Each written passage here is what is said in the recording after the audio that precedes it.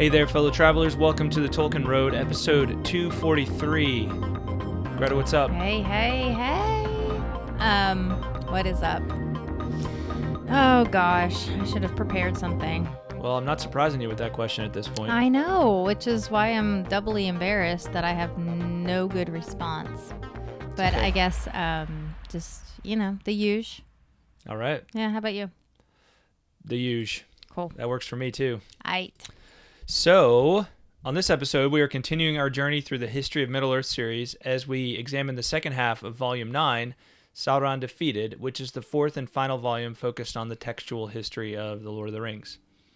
So, that is lay plan, as Sounds they say. Good. Sounds good. Before we get started, we'd like to give a shout out to our patrons. Special thanks to this episode's executive producers, Caitlin of Tea with Tolkien, Lise Yu, Andrew T., John R., and Ms. Anonymous. Thanks, guys. Thank you all so much. Yeah. And y'all should every one of y'all should head on over to patreon.com/TolkienRoad and become a patron.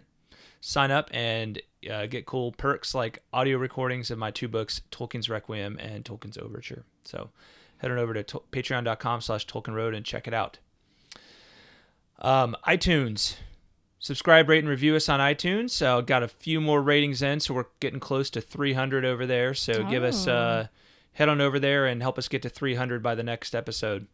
So we're kind of coming in about 4.5 star rating, so we want to see that, trending up towards that 5, almost indistinguishable, right? Almost indistinguishable from that 5-star rating. So do it. Yeah. Let's do it, people. Please.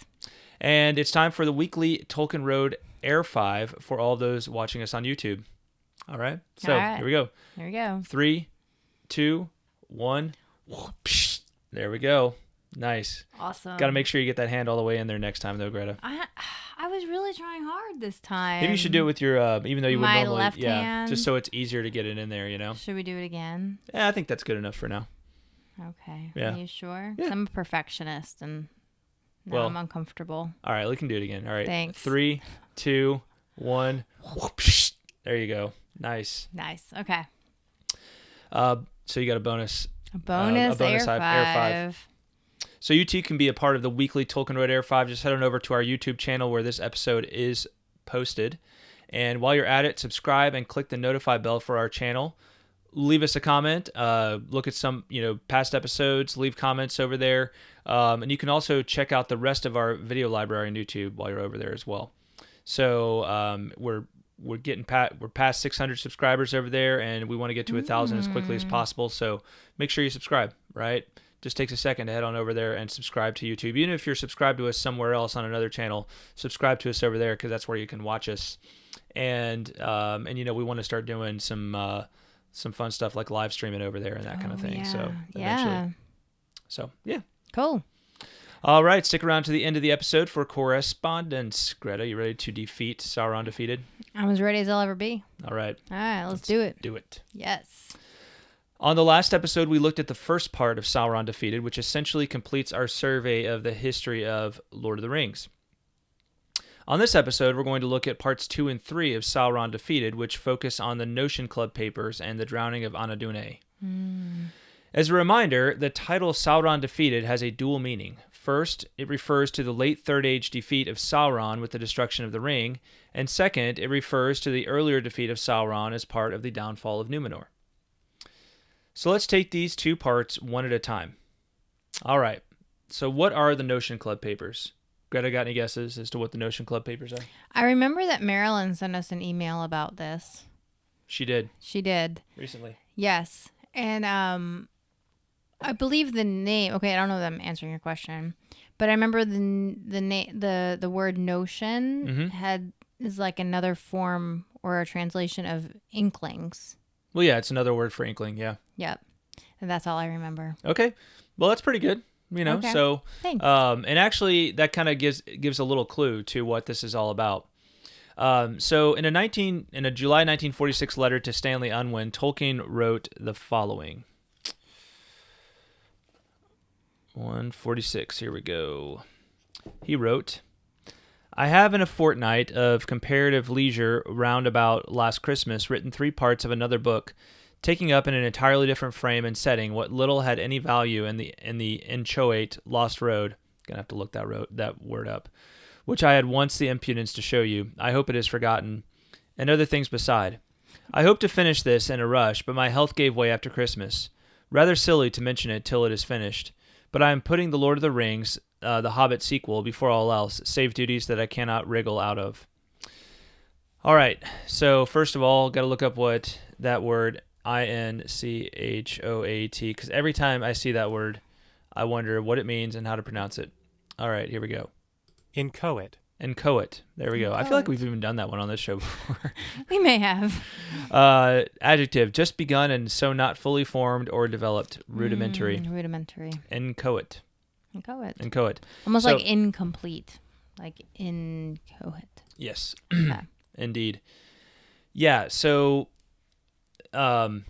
this was something, 1946, this is something that came in the middle of, really you could argue even towards the end of Tolkien, like drafting Lord of the Rings, right? It would actually be several more years before it came out, but he was kind of getting close to the end of at least the first draft of Lord of the Rings at this point.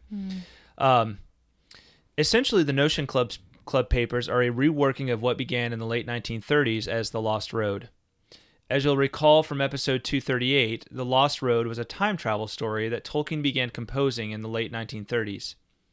It is most significant because it serves as the first writings on the subject of Númenor. Is this the one with the Lost Cottage of No. play? Oh. This is The Lost Road.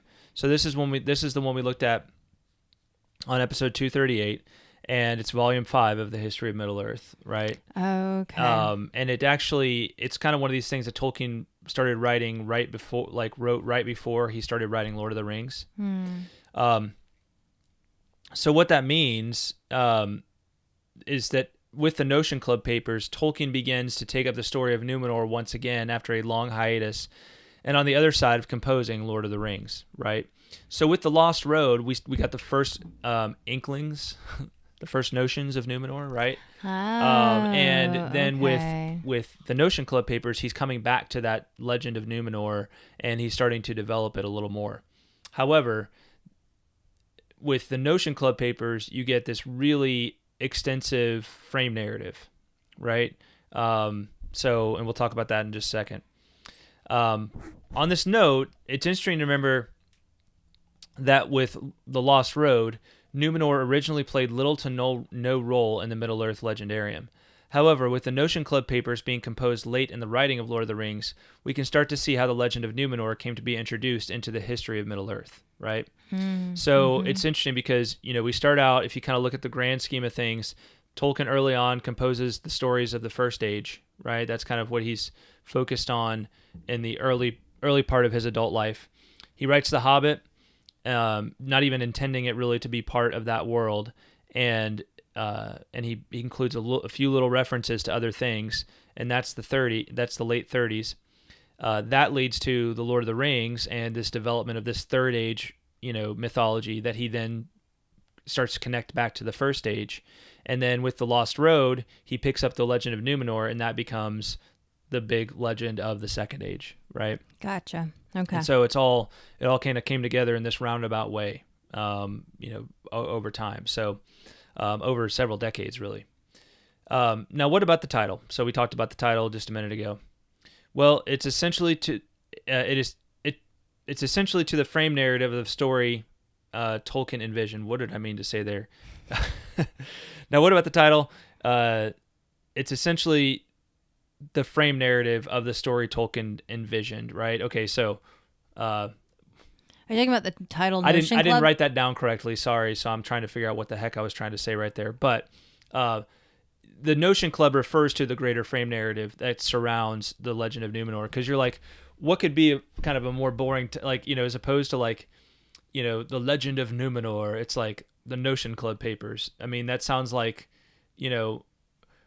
that sounds like something that is part of a scientific symposium or something like that, right? It's like it's like just doesn't grab your attention. No. Right? So you're talking about the title Notion Club Papers. That's Right. what you're talking about. Okay. Right. So early in the text, we find this note when it comes to the Notion Club Papers. These papers have a rather puzzling history. They were found after the summer examinations of 2012 on the top of one of a number of sacks of waste paper in the basement of the examination schools at Oxford by the present editor, Mr. Howard Green, the clerk of the schools. They were in a disordered bundle, loosely tied with red string. The outer sheet, inscribed in large Lombardic capitals, Notion Club Papers, attracted the notice of Mr. Green, who removed them and scrutinized them. Discovering them to contain much that was to him curious and interesting, he made all possible inquiries without result. All right. 2012? Yeah. So, yeah, interesting, huh? Yeah. So what we're saying is, it opens. This is the very first line of kind of the first version of the Notion Club Papers, and it opens by basically saying, like, these are a bunch of papers that were found on a stack of waste paper after summer examinations in the year 2012. Okay, I'm gonna like just. And Tolkien was writing this in the mid 40s. Okay, that's my confusion because Yeah. Tolkien has passed away by this point. Yes. Oh yeah. Yeah. So, so this is supposed to be like a future thing, right? That this is, and for Tolkien, he was writing this as like, remember, okay. So let me go back to the Lost Road for a second, okay? Okay. Lost Road was. Do you remember what inspired the writing of the Lost Road? No. Okay, it was a kind of it was sort of a agreement between him and C.S. Lewis. They've been talking about the kinds of stories they wanted to see written, and it was a time travel story. and Tolkien, Lewis was like, I'll write this. They were like, you write the space travel story, Lewis, Yes. and I'll write the time travel story, right? That's right. So Lewis wrote the space travel story, which became Out of the Silent Planet, right? Mm-hmm. And Tolkien's time travel story was supposed to be the Lost Road, right? But it never really it never really kind of reached completion. Okay? It's all coming back to me now. Yeah. So that's where this whole thing comes in. So, but the time travel, it's interesting. So what you're going to see is that 2012 is like when these papers were found, but they actually were written like in the late 20th century. Okay. Tolkien's writing this. So in other words, there's several layers to the frame, right? There's several layers to the frame of all of this. Okay. Let me explain this to you. I wrote here that it's actually a double frame. Well, let me read another quote real quick before I get to this. I'm confused. It's all going to make sense to you in just a second. Okay. The minutes or reports covered probably about 100 meetings or nights during the years of last century, approximately 1980 to 1990. It is, however, not the least curious fact about these papers that no such club appears ever to have existed. Though certain resemblances are inevitable between a group of imaginary academic persons and their real contemporaries, no such persons as those here depicted, either with such names or such offices or such tastes and habits, can be traced in the Oxford of the last generation or of the present time. All right, so somebody basically in 2012 or after is giving a report on these mysterious papers that were found for this thing called the Notion Club, and they're apparently minutes of a group that met at Oxford University in the late 20th century. But they can't actually find, they don't know whether they're authentic or not because they can't find any record of these people ever having existed, right? The people mentioned in the papers? Okay. Yeah. And then the papers themselves you're going to find are like involve their discussions of dreams about an ancient civilization, right? And that's where Númenor kind of comes into play. Okay. Right? So what's really interesting about this is you have a double narrative within the Notion Club papers, but then if you include Christopher's, it's funny because it's like, it's almost like somebody's writing about the Notion Club papers within the Notion Club papers, like Lewis or like Christopher Tolkien writes about his father's manuscripts within the history of Middle Earth, right? So there's like 3 or 4 like levels of, frame it's very meta. This is a very meta sort of thing. Probably why I'm confused. Yeah. Well, my brain was well prepared for this today, just on accident, because I watched a 4-hour thing on the meaning of Twin Peaks. I can't believe you watched that whole thing. That's crazy. Well, I'm able to watch it while I work because I can kind of listen in, to a lot of, to it on YouTube. But I watched a 4-hour attempted explaining what Twin Peaks means. And so if you have any familiarity with that TV show, you know that it's very complicated and has very, very many layers of just like what the heck's going on to it. So anyway, my brain apparently was well disposed to understand the levels of framing. Well disposed to meta. Yes. Yes. Well disposed to meta. I like that. Yeah. Okay. All right. So sum it all up. These papers were found on a trash heap in 2012. Okay, can I just stop real quick? Hold on, let me finish summing it up. Okay. And then we can come back, okay? Okay. These papers were found on a trash heap in 2012. They are the minutes of a mysterious discussion group from sometime in the late 20th century, and they will contain the stories of Númenor. Okay, I don't understand if they were written in the 40s. Mm-hmm. They're not written in the 40s. Tolkien wrote this in the 40s. It's a fictional story. The fictional story that he wrote in the 40s. No, I understand, but he wrote it in the 40s. Right. Okay, so these papers have been around since the 40s, and they just happen to be discovered on a trash heap in 2012? Like, where were they all this time? That's the mystery. That's so bizarre. That's really bizarre. Yeah, well, that's the mystery. But that's like, when did Tolkien die? Remind me, what year? 73.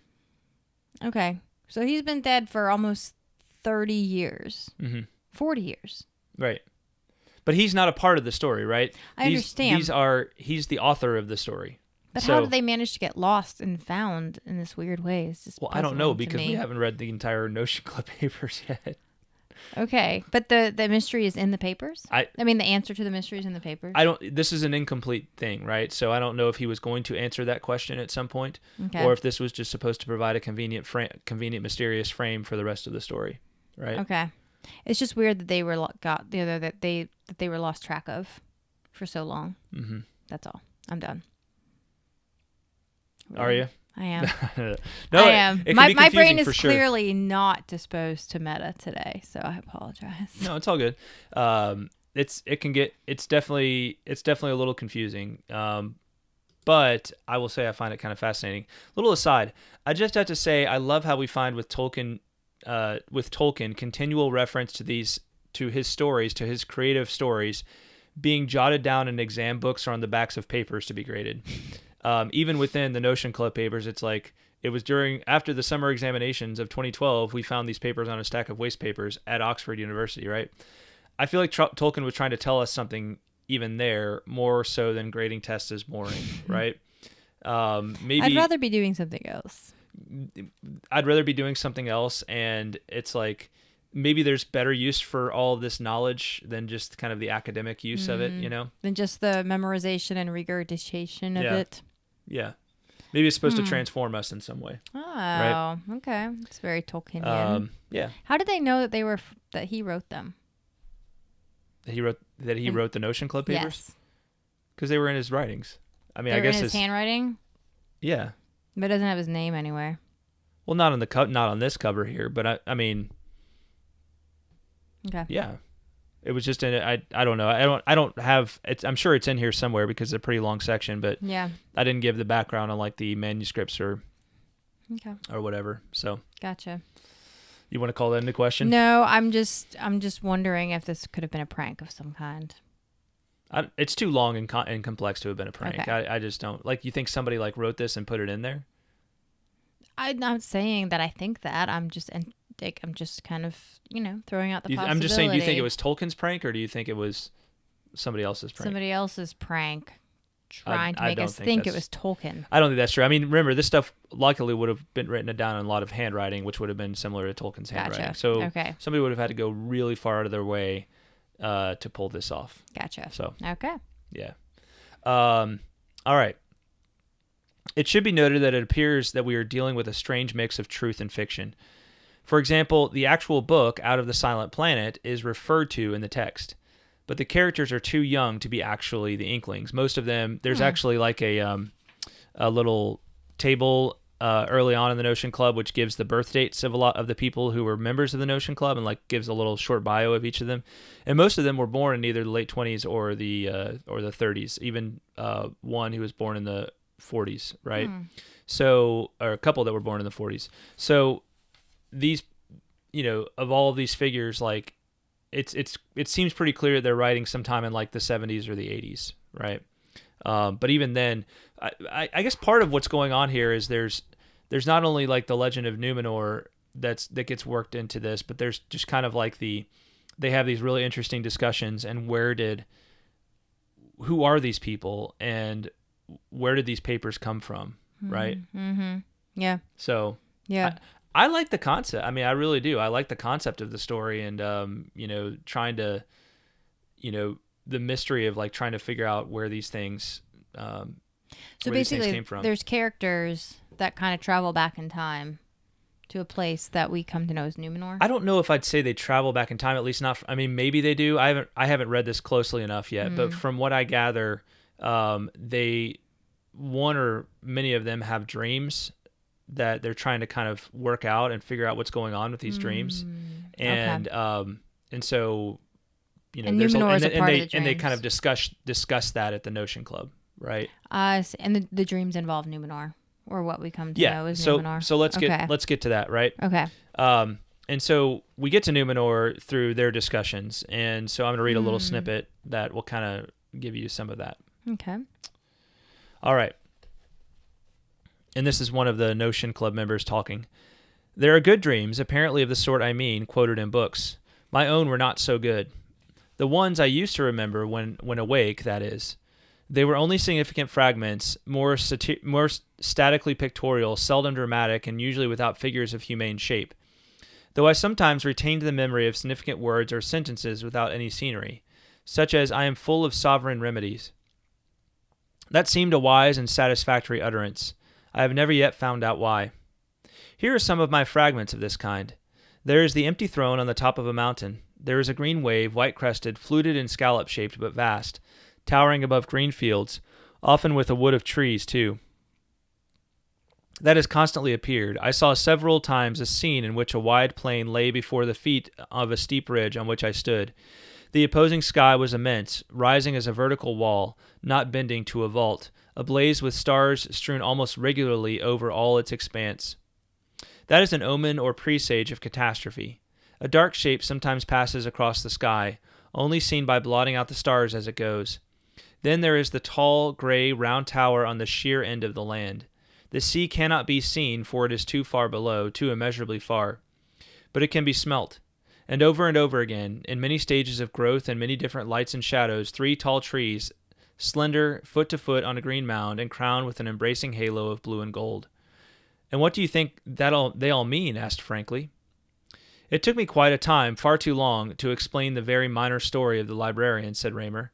I could not embark tonight on even one of the immense and ramified legends and cosmogonies that these belong to.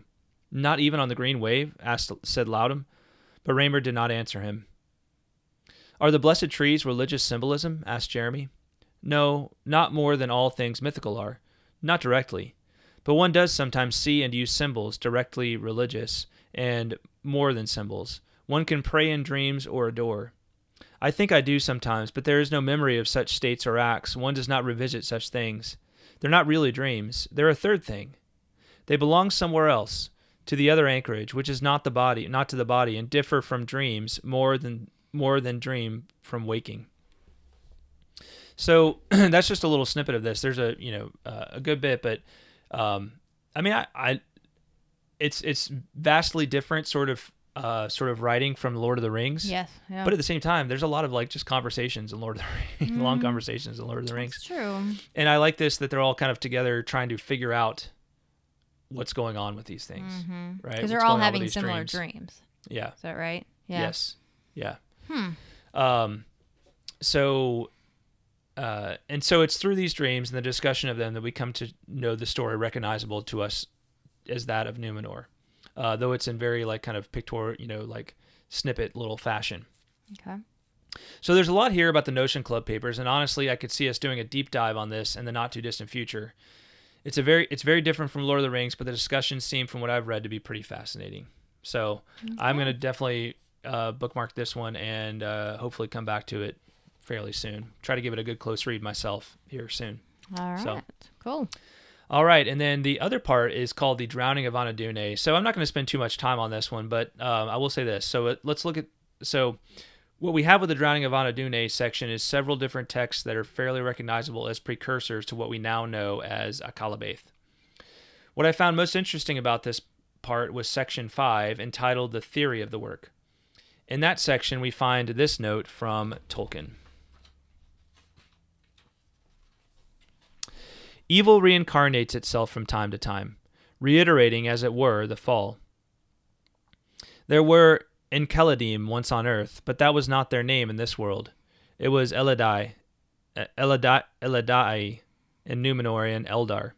After the first fall, they tried to befriend men and teach them to love the earth and all things that grow in it. But evil also was ever at work. There were false Eldar, counterfeits and deceits made by evil, ghosts and goblins, but not always evil to look at. They terrified men, or else deceived and betrayed them, and hence arose the fear of men for all the spirits of the earth. Men awoke first in the midst of the great Middle Earth, Europe and Asia was first thinly inhabited before the dark ages of great cold. Even before that time, men had spread westward and eastward as far as the shores of the sea. The Enkeldim, Eladai, withdrew into waste places or retreated westward. The men who journeyed westward were in general those who remained in closest touch with the true Eladai, and for the most part they were drawn west by the rumor of a land in or beyond the western sea which was beautiful, and was the home of the Eladai where all things were fair and ordered to beauty. This was so, for there was a great island in the ocean where the Eladai had first awakened, when the world was made. That is complete and ready for their operations. Thus it is that the most beautiful legends containing truths arose, of Oreads, Dryads, and Nymphs, and of the Cleosalfar. At length men reached the western shores of the great lands and were halted on the shores of the sea. The shock and awe and longing of that meeting has remained in their descendants ever since, and the great sea and the setting sun has been to them the most moving symbol of death and of hope for escape. And then in the margin of the text of this page, which ends at this point, Tolkien wrote, "The Almighty, even after the fall, allowed an earthly paradise to be maintained for a while, but the Eladai were bidden to withdraw thither as men spread, if they would remain as they had been, otherwise they would fade and diminish." So, and there's a lot more than that there, but within this, a lot of what is in this section is pretty recognizable as early versions of Akalabaith, but there is some interesting writing of that nature also in this section that I think will be very interesting to dive into, over the next months, years, and become more familiar with as we understand like kind of the genesis of the Númenorian legend and where Tolkien's mind was, and thinking about where Latron Prime lands. So, yeah. Anyway, so I love how we get more about the background of men here, even if its canonicity is in question. To be sure, what we get doesn't seem too far off from what we know about the pre-Beleriand history of men from the Legendarium. And then it should also be noted that Tolkien did a lot of work to develop the language, the Anadûnaic language during this period. So there's a good bit of information on that in this volume as well. So that's the language of Númenor. So gotcha. Yeah. Okay. Cool. So that is Sauron Defeated Part 2 in a nutshell, a little survey of that for you. So, any questions, Greta? No, that's good. All right. Yeah, good overview. Great. All right, well, let's look at a little bit of correspondence. Okay. So first off, we have a note from Sean C. From May 24th. Sean writes, "A few episodes back, John mentioned the similar title of one of the Lost Tales to the Led Zeppelin song Over the Hills and Far Away. As meta as it may be, having Zeppelin nearly tie into a lost tale that was unpublished at the time, more than likely Tolkien was referencing a song that he was already familiar with from his time in the military during World War I. The song Over the Hills and Far Away is a traditional song of the British Army, often associated with recruiting, that is from the last of the 17th or early 18th century. It was popular by the time of Queen Anne's War and was used during the 7 Years' War and the American Revolution. It was brought back to popularity in the 90s as a theme song for the Sharp movies, starring Sean Bean, another Lord of the Rings tie-in. As a British Army officer, Tolkien would no doubt be familiar with the song, and that is most likely the inspiration for the title. Thanks for all the great content, Sean. Yeah, thanks, Sean. I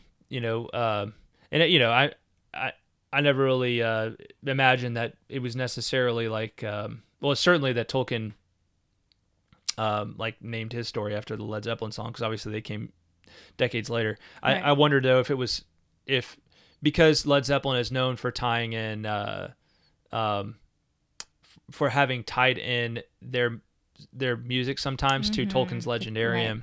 Right.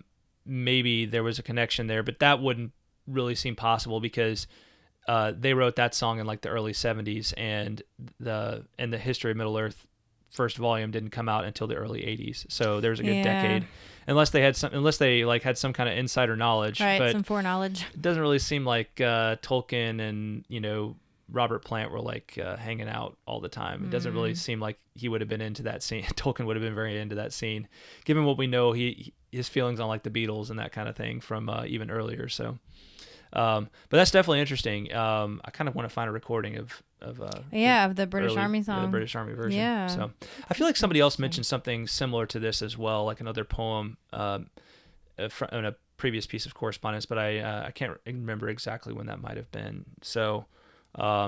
Anyway, but thanks, Sean. Thanks for dropping some knowledge on us. Appreciates it. Indeed.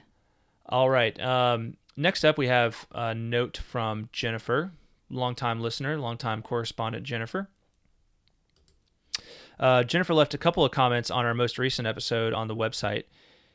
She said this: Trotter was originally a hobbit, but he kept the name Trotter until very late in the writing. Trotter who? My take on Doctor Who. And so I had no idea what that meant. I asked my son, like, Doctor Who, what is this? I sent that note to him, and I was like, what does this mean in the context of Doctor Who? And he's like, I don't really know. I've only watched like 10 seasons of Doctor Who. And I'm like, you've watched 10 seasons of Doctor Who? How? And then I was like, oh yeah, Doctor Who's like got like a bajillion seasons. So anyway, he didn't understand. But fortunately, Jennifer wrote back afterward and said this. It is based on an in-show joke that has been used since the very first episode from 1963. There is no question mark in the show's title, all caps, but it has been used in various ways throughout the show's history. In New Who, it has been used literally as a question, since the Doctor never tells anyone his real name, with maybe one exception. Within the Doctor Who universe, it is said to be the oldest question in the universe, the question that must never be answered. I never truly understood that last part. So, that's interesting. It's kind of meta. Yeah, kind of meta. This has been a very meta episode. Very meta. Even Sean used the word meta in his email. Totally. Guys, craziness. Going on? Well, and it's all coming on this day that I watched this 4-hour thing on Twin Peaks again. Almost like David Lynch's. Yeah, the like spirit, inspiring. The spirit of David Lynch is within this episode. I don't know. None of this was intentional, but yeah, Twin Peaks was quite possibly the most meta show ever, most meta show ever created. It's funny that Jennifer mentions the question that must never be answered, because that's kind of like the thesis of this video is that the Twin Peaks video is that the TV show got ruined by answering the key question, right? The question that should never be answered. That should never be answered, right? And when I was getting a little frustrated at you earlier, when you're like, I didn't know you were getting frustrated. Well, at me. I didn't. Oh, that's good. That means I didn't come off like too much of a jerk. Now but you're gonna get hate mail. Well, that's fine. I always get hate mail. But